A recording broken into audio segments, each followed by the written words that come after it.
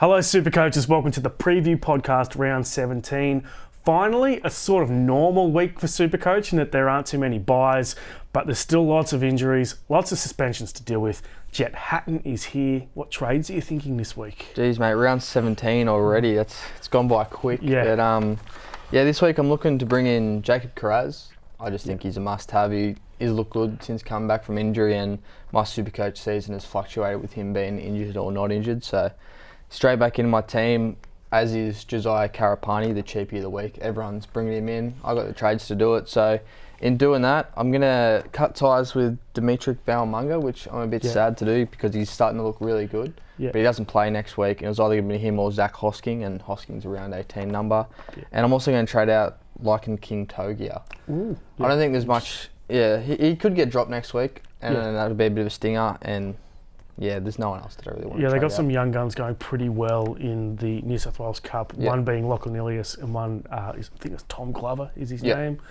But who knows? The coach's son might go first. Yeah. Who knows what's going to happen there? I'm actually bringing in the exact two same guys, so sorry that this is a little bit boring, but I agree with everything you're saying, Karaz. I think he's a must-have. Probably VC for me this week as well. But I'm actually trading out Hosking for him, which I'm well set up for the buy round coming up, so I'm happy to do that. But ideally, I'd be holding him. And then also, another guy who's playing next week, Billy Smith, gets traded out for Karapani. Interested to hear your thoughts on Karapani, because my initial thoughts were, don't go there. I've already got too many cheapies at centre wing, and I want my centre wing to be stacked with guns, given how good centre wing is for Supercoach this year. But then I've just looked deep into Karapani, and I think he's getting close to a must-have, given that his job security is so good with Selwyn Cobbo getting shopped around. Plus, he signed a new 2-year deal yesterday. Yep, and we saw he's got points in him. His New South Wales Cup stats suggest that tackle busts are a big part of his game. So 2 doubles in his last 2 games. That left edge at the Broncos is just a gold mine at the moment, and they've got a pretty nice run. He plays next week, so he's a number. So lock him in, that negative 82 break even too. Yeah, I've talked myself into it, even though I originally didn't want to go there. I feel a bit dirty having 3 cheapies at centre wing, but I also have Dylan Lucas and Bo Firma in the back row, so I can bring them down at any time. So I realistically do have 6 gun centre wingers. It's just that they're not all playing at centre wing right now. Yeah, it'd just free up a lot of cash for you to use elsewhere as well. Exactly. And the player that you're avoiding this week? For me, it's Harry Grant. A lot of people are moving to Harry Grant, and I get why, because of the Sandon Smith, Riley Smith debacle, but I think it's almost just better just copping the AE and not going to Harry Grant, who will play Origin next week. He was nursing that hammy in Origin too, so there's a very good chance he doesn't back up round 19 against Newcastle, I think it is. So that's a very winnable game for Melbourne. So you wouldn't think they'd back him up for that. I just think he's a round 20 buy, not a buy in round 17. I agree. A lot of people are going for Lomax as well. I think he's more around 20, 21 too.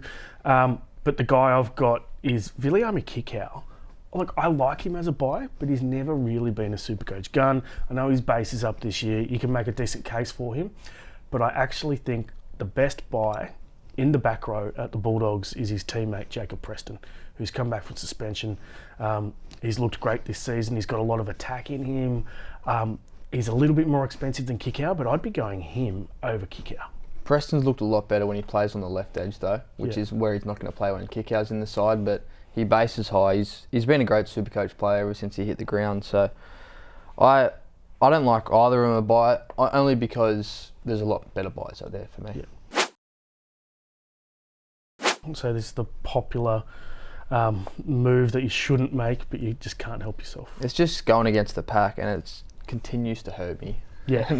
But I'm just going to continue to stick with it. So avoiding guys like Herbie Farnworth. Yeah, who do you not own? Farnworth, Payne Haas. All the other, name them, and I don't have Tedesco, another one.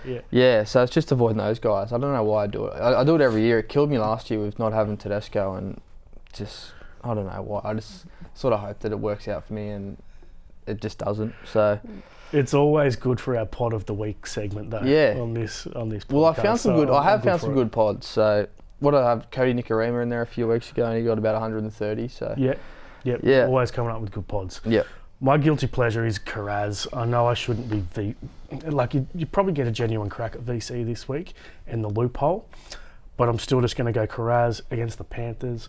I know the Panthers aren't the matchup they used to be, but it's a pretty tough matchup still. You got the 4-time premiers coming up against the top team in the competition, so it's probably going to be a tight affair. Finals kind of atmosphere. Both teams look like they're pretty close to full strength. There's not guys getting rested. So I'm not seeing huge attacking stats in this game, but still, it doesn't even matter for Karaz. He's going to make 20 runs, bust at least 5 or 6 tackles, and probably make 4 or 5 offloads. What I would say is there's a lot of good VC and captain options this week. So you've got, even if you wanted to go Drinkwater late with a C, you can have Pappenhausen against the Sharks. You got, even Threlmay, those type of guys. Payne Haas. Yeah. Drinkwater, well, it's not Drinkwater, Asako, Farnworth. There's unlimited amount of options there, so that would be the one thing that I'd have against going Karaz. Speaking of Drinkwater, he is in my best bet for this week, powered by Better. So the Cows v the Titans in the final game of the round. They have the equal worst defence in the competition. So they've both conceded 426 points. Exactly the same number, which is pretty crazy. Yeah. So it's over 30 points per game. So I think it will be high scoring. So I've got total points in that clash to be 51.5 or over, and then Drinkwater to score 14 or more points, which he could easily do just with his boot. If he scores a try, then it's basically a given, hopefully. So that's paying $4.20. A bit of value, mate. Yeah, it's not like me, but going a bit wild. I'm doing something that a lot of super coaches will be hoping for. I'm just going to go Karapani to get a double. Yeah. $4.33 it is. He's got a double in his last 2 games. The Broncos are firing, so let's hope the trend can continue. Yeah, it's a good, and like Reece Walsh back into that team is just so good for that edge. Yeah, he's so elite ball player. What are you really gambling with? For free and confidential support, call 1-800-858-858 or visit gamblinghelponline.org.au. This is always your favourite segment, so hit us up. Well, I've got someone that I actually have this week. So it's not really a pod for me, but I just love him. And he's been playing in career best footy. I was talking about him yesterday. It's Blake Brayley. Everyone's going to Harry Grant, waiting for Connor Watson, but I think Fitzy's got in Brayley's ear and told him to run the ball more, because the last 2 weeks, that's what he's done. And he's got a try last week. He should have had a try the week before. Don't get me started about that. But so he's got a -1 break even. He's only 575,000, so he doesn't break the bank to get in. And if you want Harry Grant, you can probably get Brayley, and then in a few weeks' time, you can probably go down to Grant from Brayley, because he's going to have these big scores in his rolling average. So I think he's a great replacement for these hooking options. So I really like that. I do. I've got a Sharky on my list, Britton Nickera, who's coming off 2 tons, so you get a -2 break even. Plus, he obviously doesn't play next week, which is the big blow on him. But he's found his attack in the last couple of weeks. You may not hold him for the rest of the year, but he will make some decent cash along the way. The other guy I mentioned before, Jacob Preston, I think is well under-owned in SuperCoach at the moment after that big suspension. Yeah, Britton, it's always this time of year where he starts to find form and really fire and become SuperCoach relevant, and he's starting to do that. Cheapies, so Karapani, we've both said that we are getting on this week. Is Jed Stewart a better buy though, at about 100k cheaper? You're going a week early on Stewart. He will probably be one of the more purchased players for next week. I'd say he'll be in the top 5 for next week. The job security is good, obviously with that injury to Svelio Tamale. Should stay there for a while. Like, you don't get too many cheapies who have decent point scoring potential, given that he's on the end of a pretty good backline there at the Raiders. Plus you add in the job security as well. This is not the week to get on, but next week he's going to be really popular. Yeah, I can see the upside of going to Jed Stewart just because he's a lot cheaper than Karapani is, and just the Raiders draw is so soft. Yeah.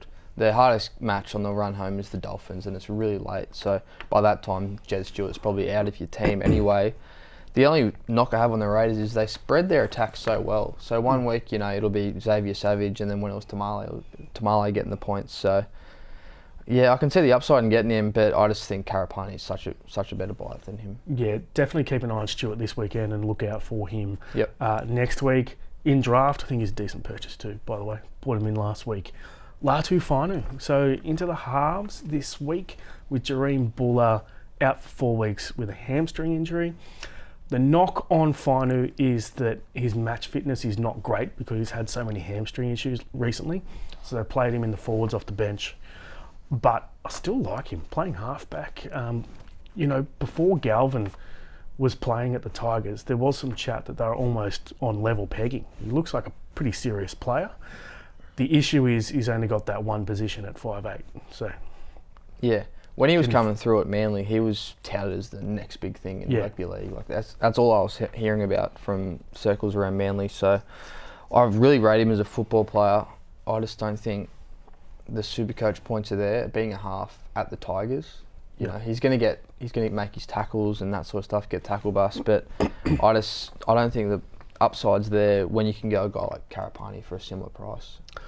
We got SuperCoach Plus $29.95 for the year, or you can get a code subscription for $59 for the year. You get all the stories, absolutely everything SuperCoach plus everything sport for only $59 for the year. That's a really good deal.